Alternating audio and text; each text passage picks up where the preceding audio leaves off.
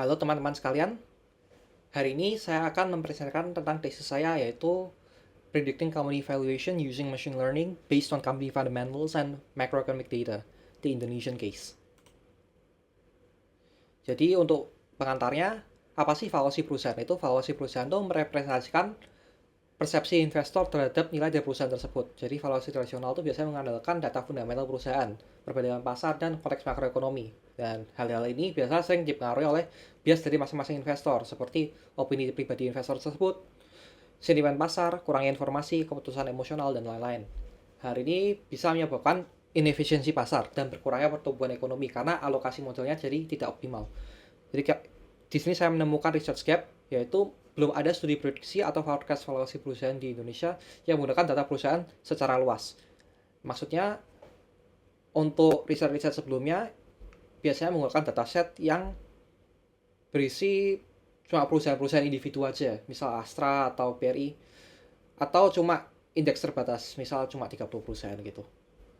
Sementara di sini akan menggunakan data dari pasar saham secara luas. Penting karena ada perbedaan valuasi perusahaan Indonesia dan luar negeri. Jadi contoh PI rasio dari perusahaan Indonesia itu rata-rata 10,74 dibanding di Amerika 25,55. Kontribusi risetnya apa? Membuat dataset seluruh perusahaan di pasar saham Indonesia baru, yaitu tahun 1999 sampai 2024 dengan data finansial fundamental perusahaan dan data kondisi makroekonomi Indonesia.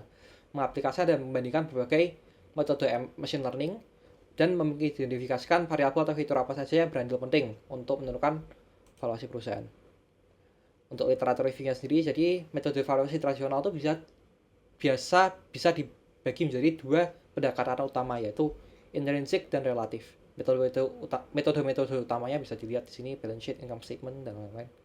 Data fundamental perusahaan itu didapatkan dari laporan keuangan, jadi contoh variabelnya total aset, pendapatan, laba, dividen, dan lain-lain, dan digunakan untuk nilai kesehatan keuangan, pertumbuhan jangka panjang, dan nilai intrinsik.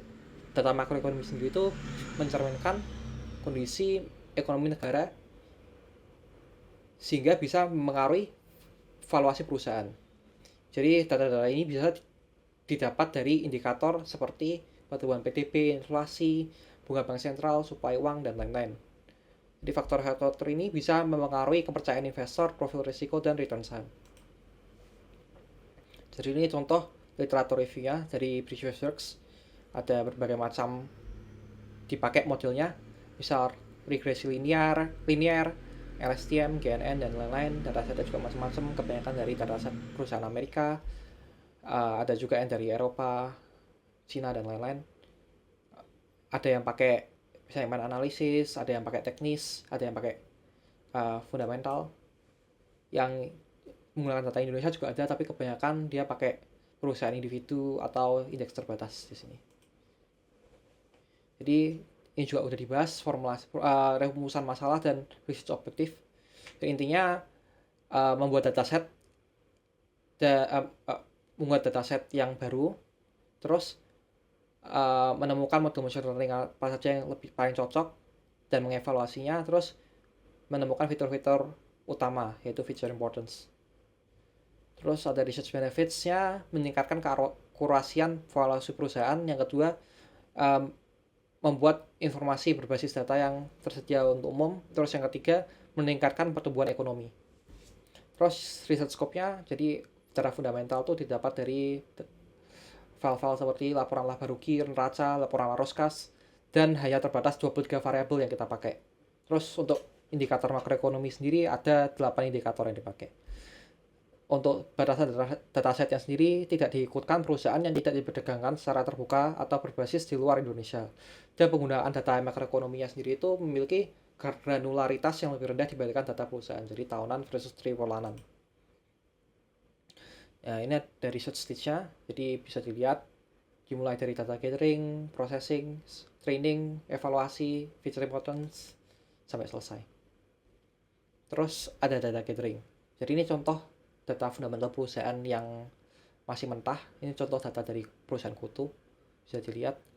Tidak tersedia dataset fundamental publik jangka panjang untuk perusahaan Indonesia. Jadi harus mengumpulkan dan menggabungkan secara manual dari layanan definitif. Terus format datanya, jadi setiap perusahaan disimpan dalam file Excel terpisah, datanya punya banyak variabel, tapi kebanyakan kosong dan redundant, makanya dipilih hanya terbatas. Data makroekonominya itu berasal dari IMF, total variabelnya juga banyak, kebanyakan juga tidak relevan atau kosong. Ini contoh data makroekonominya bisa dilihat. Untuk data preparation and explanation, data fundamental dan makroekonomi itu akan digabungkan jadi satu file nantinya. Datanya yang kosong akan berusaha diisi, dan kalau nggak bisa akan di drop. Data makroekonomi tadi sudah dijelaskan, granularitasnya lebih rendah dibanding data perusahaan. Jadi ini list variabel data makroekonomi yang akan digunakan ada 8, bisa dilihat.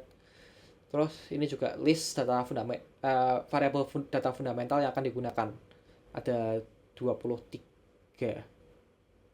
maaf. Nah, ini bisa dilihat juga. Jadi total variabelnya nantinya ada 32. Jadi model yang akan digunakan ada 3. Utamanya ada temporal fusion transformer, tapi juga ada pembanding dengan XGBoost dan LSTM. Untuk feature importance sendiri menggunakan mekanisme internal TFT atau variable selection network. Untuk evaluasi model kita pakai sistem rolling window origin. Jadi sistemnya itu gimana? Jadi kita akan training model menggunakan data 6 tahun, terus akan divalidasi dengan data 1 tahun setelahnya, yaitu data, dan untuk testingnya akan di testing dengan data 1 tahun setelahnya lagi.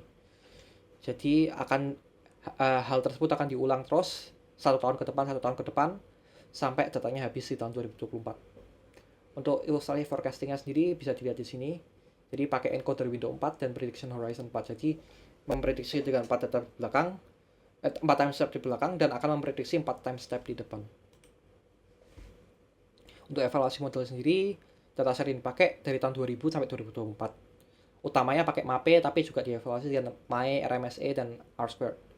Juga akan dilakukan hyperparameter tuning menggunakan algoritma Bayesian optimization.